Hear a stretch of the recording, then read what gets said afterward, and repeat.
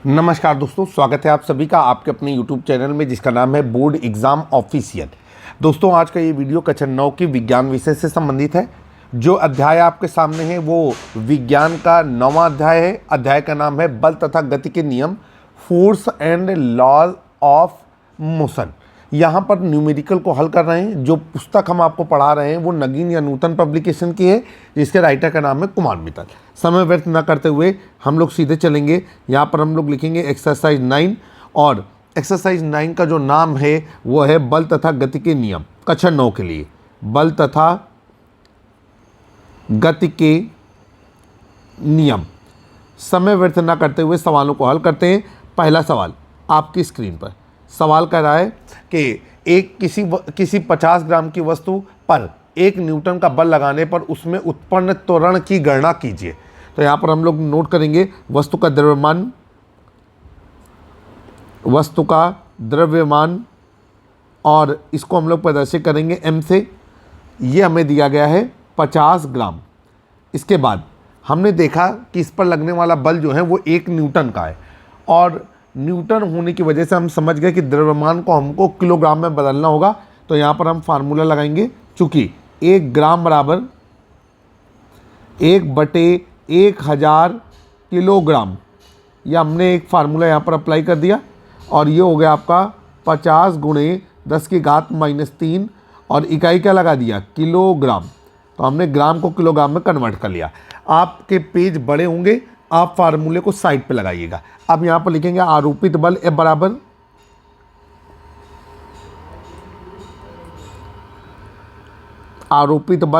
बराबर ये हमको दिया गया है 1 न्यूटन। तो हम यहाँ पर नोट कर लेंगे 1 न्यूटन।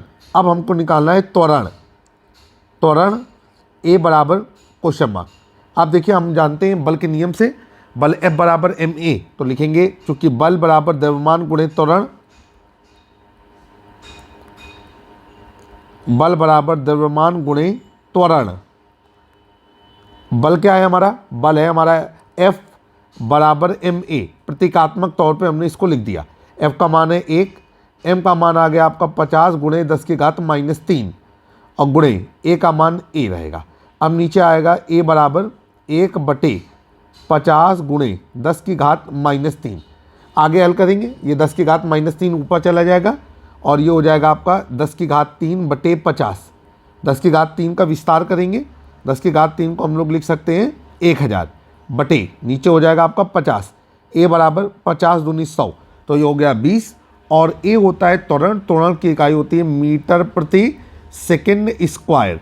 और ये इबारती प्रश्न है, तो आप नीचे उत्तर इबारत में लिख देंगे कि वस्तु द्वारा उत्पन्न त्वरण 20 मीटर प्रति सेकंड स्क्वायर का है। ये आपका आंसर हो गया। आशा करते हैं कि ये जो सिंपल सा सवाल था, जो सूत्र पर आधारित था F बराबर ma पर, उसे हम आपको सही तरीके से समझा पाए हैं। अभी हम लोग चलते हैं सवाल नंबर 2 की ओर। सवाल नंबर 2 को हल करते हैं। देखिए यहाँ पर क्या दिया गया है, क्वेश्चन नंबर 2 डाला। क्वेश्चन नंबर 2 को पढ़ते हैं। बुक ओपन कर लीजिएगा। नूतन या नगीन पब्लिकेशन, राइटर का नाम है डॉक्टर कुमार मित्तल। जल्द ही हम इस बुक का PDF आपके डिस्क्रिप्शन पे अटैच कर देंगे, ताकि अगर आपके पास बुक ना हो तो आप सवालों को अच्छी तरीके से पढ़ पाएँ। क्वेश्चन है कि 9 × 10⁻³ न्यूटन बल से 5 डिब्बों को खींचा जा रहा है। करें प्रत्येक डिब्बे का द्रव्यमान 1.0 × 10⁻³ किलोग्राम है। घर्षण बल का मान नगण्य है, तो उत्पन्न त्वरण परिकलित कीजिए। तो यहाँ पर लिखेंगे डिब्बों की संख्या,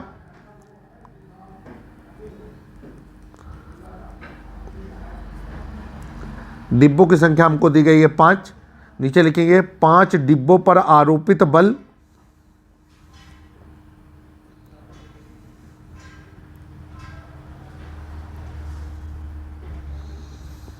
और 5 डिब्बों पर आरोपित बल जो उन्होंने बताया है वो बताया है 9 × 10⁻³ न्यूटन।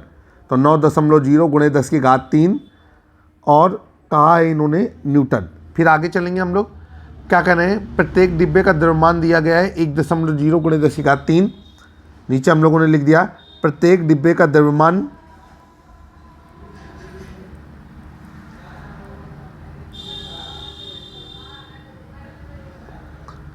बराबर 1.0 × 10⁻³ और इकाई दी गई है किलोग्राम, किलोग्राम।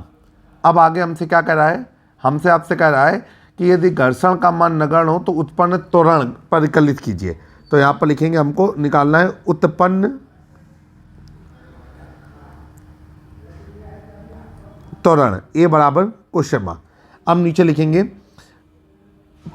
5 डिब्बों का, रेलगाड़ी के डिब्बे हैं, 5 डिब्बों का कुल द्रव्यमान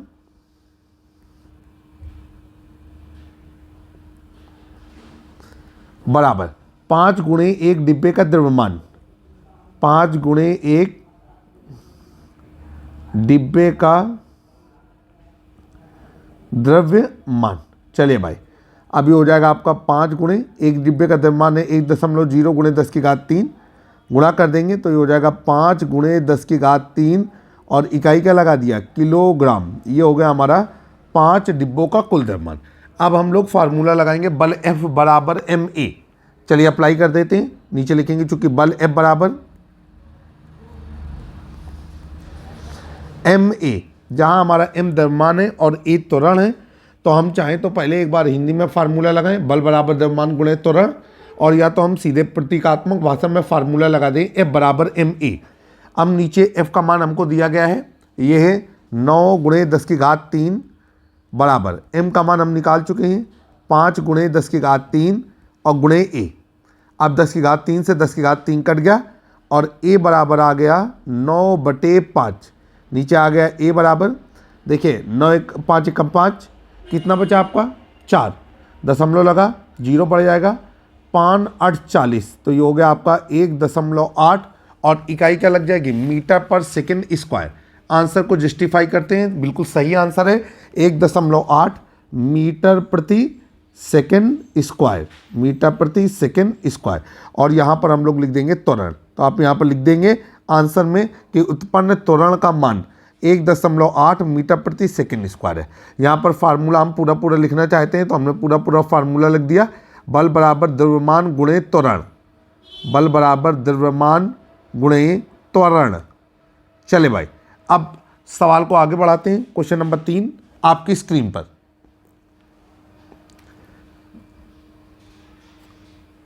क्वेश्चन नंबर 3 में क्या कह रहे हैं, यहाँ पर इसको फिर से इरेज करके रेड पेन या ब्लैक पेन से करते हैं।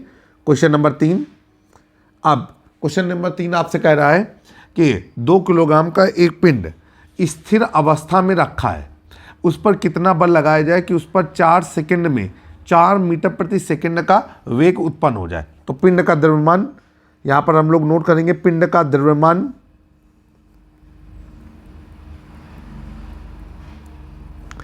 m बराबर, ये हमको दिया गया है 2 किलोग्राम, 2 किलोग्राम। आगे चलते हैं, आप क्या कर रहे हैं कि पिंड स्थिर अवस्था में रखा है, तो यहाँ पर नोट किया पिंड का प्रारंभिक वेग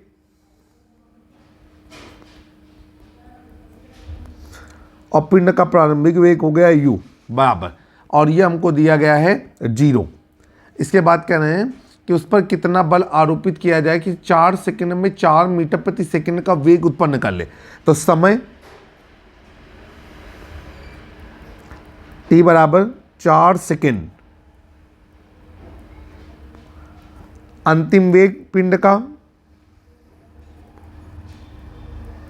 अंतिम वेग हो जाएगा v, और ये हमारे सामने ही 4 मीटर प्रति सेकंड, और नीचे लिखेंगे आरोपित बल,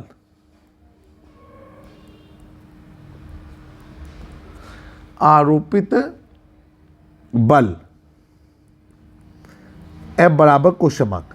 हम सभी लोग जानते हैं बल F बराबर ma, द्रव्यमान गुणे त्वरण।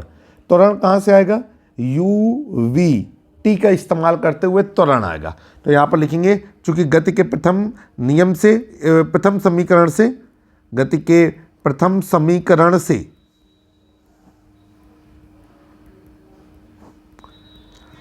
और गति का प्रथम समीकरण होता है v बराबर u plus A T. v क्या है हमारा 4, u है हमारा 0, a का मान हमें मालूम नहीं है और t का मान हमारे सामने दिया गया है 4, और a बराबर हो गया आपका 4/4, a बराबर 1 मीटर प्रति सेकेंड स्क्वायर, और यहाँ पर हम लोग लिख देंगे ये है हमारा त्वरण। तो आपका मान आया कि पिंड का त्वरण 1 मीटर प्रति सेकेंड स्क्वायर है। अब आपके पास त्वरण आ गया है, अब आप बल को आसानी से निकाल सकते हैं। तो आप नीचे लिखेंगे चूंकि बल बराबर द्रव्यमान गुणे त्वरण, बल है हमारा F बराबर ma। अब देखिए F बराबर पिंड का द्रव्यमान कितना दिया गया है, पिंड का द्रव्यमान दिया गया है 2 किलोग्राम और त्वरण कितना है 1। तो F बराबर हो गया आपका 2 और इकाई लग सकती है किलोग्राम मीटर प्रति सेकेंड स्क्वायर, जिसको हम लोग कहते हैं न्यूटन। तो ये हो गया आपका न्यूटन। अब ये आपका आंसर हो गया और आप इसको इबारत में लिख दीजिएगा, वो काम आपका है। और आप लिखेंगे कि उस पिंड पर आरोपित बल 2 न्यूटन का है। आंसर शीट से आंसर को जस्टिफाई किया, आंसर पूरी तरीके से सही है। क्वेश्चन नंबर 4 आपके सामने।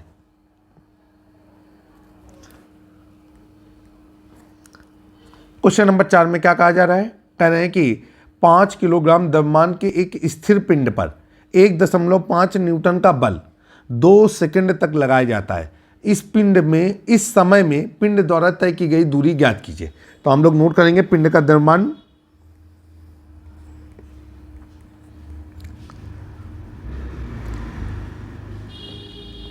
पिंड का द्रव्यमान m बराबर 5 किलोग्राम। फिर इसके बाद आरोपित बल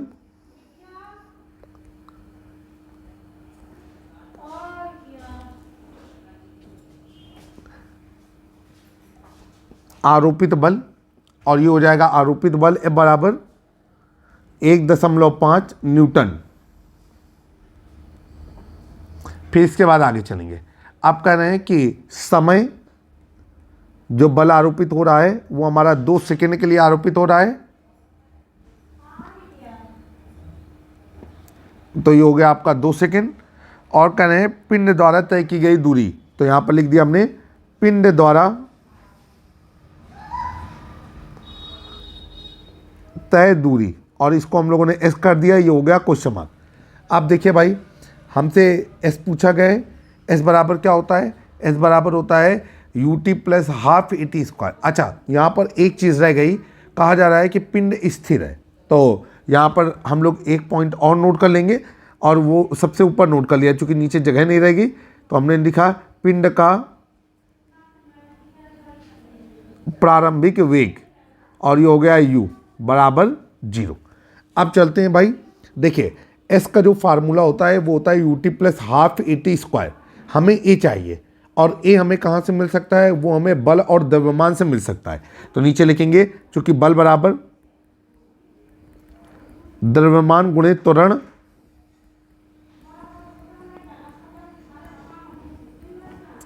F बराबर ma।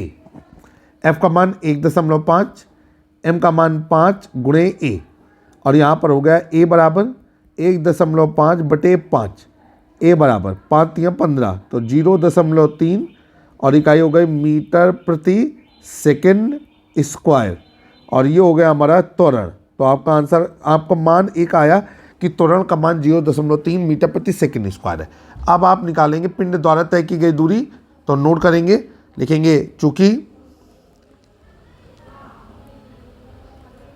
पिंड द्वारा तय की गई दूरी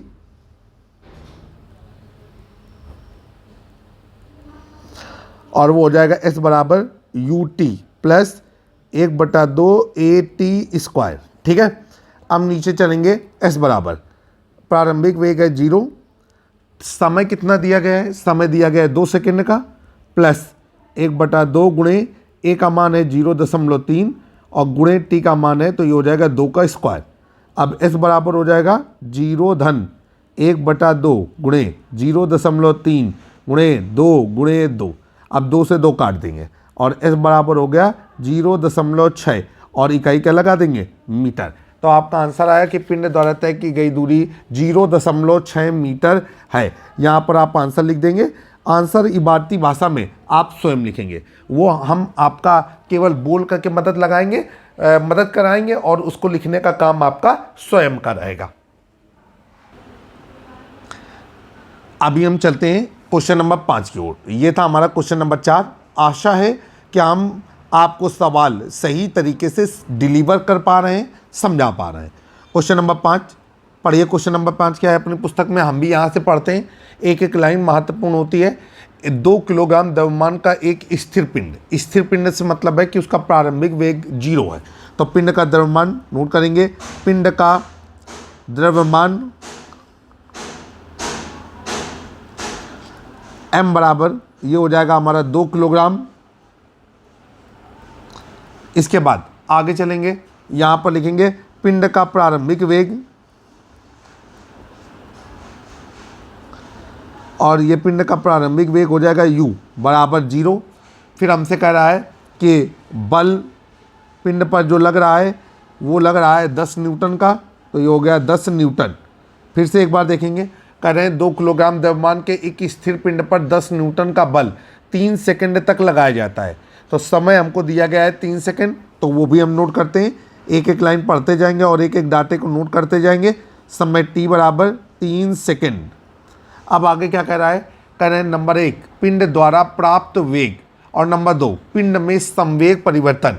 ये 2 चीज़ें आपको निकालनी है। तो आइए नंबर 1 डालेंगे, पिंड द्वारा प्राप्त वेग। तो नंबर 1 डाला हमने यहाँ पर और लिखा पिंड द्वारा प्राप्त वेग, और हमको निकालना है v।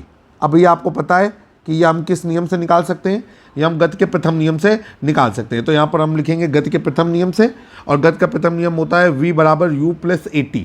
तो भाई हमारे पास a होना चाहिए, और a हम कहाँ से निकालेंगे, बल से निकालेंगे। तो लिखेंगे चूंकि बल बराबर द्रव्यमान गुणे त्वरण,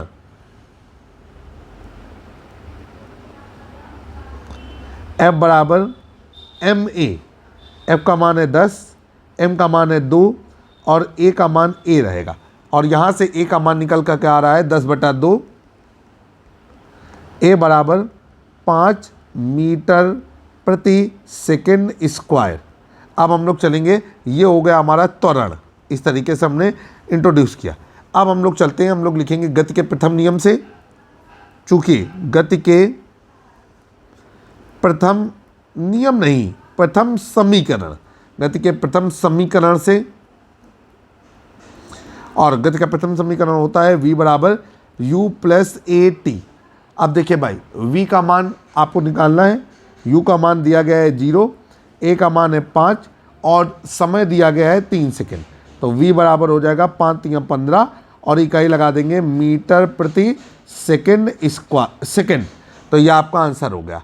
आप नीचे लिख सकते हैं कि जो पिंड है उसका जो वेग है वो 15 मीटर प्रति सेकेंड होगा। आप आंसर शीट से आंसर को जस्टिफाई करते हैं, और हम पाते हैं कि आंसर पूरी तरीके से सही है। इसके बाद अब अगला हिस्सा है, ये है नंबर 2। नंबर 2 में हमसे ये कह रहा है कि पिंड में संवेग परिवर्तन, ये हमको निकालना है। पिंड में संवेग परिवर्तन, ठीक, और इसको कहा जाता है डेल्टा पी। चलिए भाई निकालते हैं। यहाँ पर हम संवेग परिवर्तन का फार्मूला लगाएंगे। तो संवेग परिवर्तन बराबर होता है बल गुणे समय, या बल गुणे समयांतराल। तो यहाँ पर हम लोगों ने लिखा, चूंकि संवेग परिवर्तन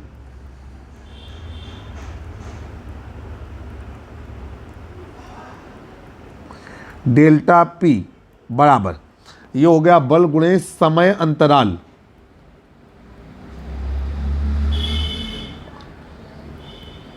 बल गुणे समय या बल गुणे समयांतराल। चलिए, ये हो गया डेल्टा पी बराबर एफ इंटू डेल्टा टी। चलिए भाई, अब ये देखिए एफ कितना दिया गया है हमको, एफ हमको दिया गया है 10 न्यूटन का, और टी का मान हमारे पास कितना है 3 सेकेंड। और फाइनली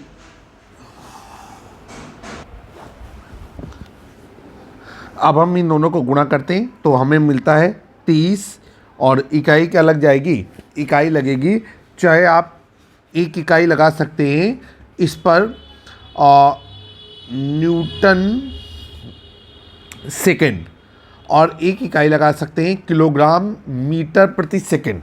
तो हमने ये वाली इकाई लगाई किलोग्राम मीटर प्रति सेकेंड। इबारती भाषा में आप इसका उत्तर लिख सकते हैं कि संवेग परिवर्तन का मान 30 किलोग्राम मीटर प्रति सेकेंड है। इस तरीके से क्वेश्चन नंबर 5 आपने फिनिश कर लिया। क्वेश्चन नंबर 6 आपकी स्क्रीन पर। आइए क्वेश्चन नंबर 6 को सॉल्व करने की कोशिश करते हैं। देखिए क्वेश्चन नंबर 6 का क्या कह रहा है समझते हैं। यहाँ पर कहा जा रहा है कि 25 किलोग्राम द्रव्यमान के एक पिंड पर 200 न्यूटन का बल कार्य कर रहा है। तो पिंड का द्रव्यमान नोट करते हैं 25 किलोग्राम। पिंड का द्रव्यमान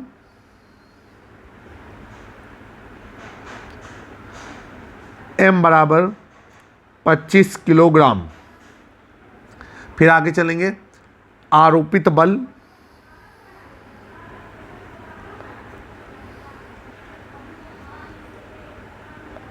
F बराबर 200 न्यूटन।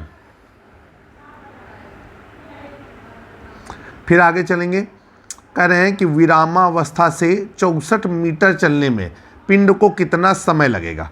तो यहाँ पर लिखेंगे पिंड का प्रारंभिक वेग, विरामावस्था का मतलब है प्रारंभिक वेग है 0, पिंड का प्रारंभिक वेग, और ये हो गया u बराबर 0। पिंड द्वारा तय की गई दूरी, पिंड द्वारा तय दूरी, और ये हो गई हमारी 64 मीटर।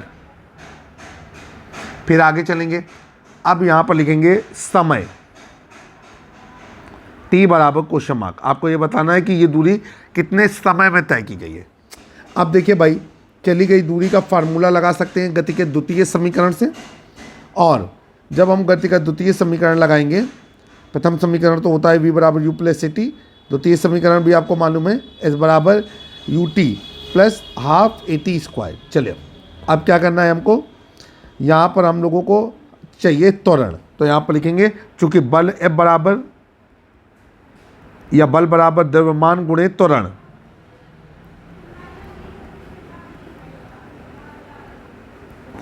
F बराबर ma, F का मान है 200, m का मान है 25, तो 200 बराबर 25 गुणे a, और a बराबर 200 बटे 25, 25 अट्ठे 200, तो a बराबर 8 मीटर प्रति सेकेंड स्क्वायर। तो ये हो गया हमारा पिंड पर उत्पन्न त्वरण, या पिंड द्वारा उत्पन्न त्वरण।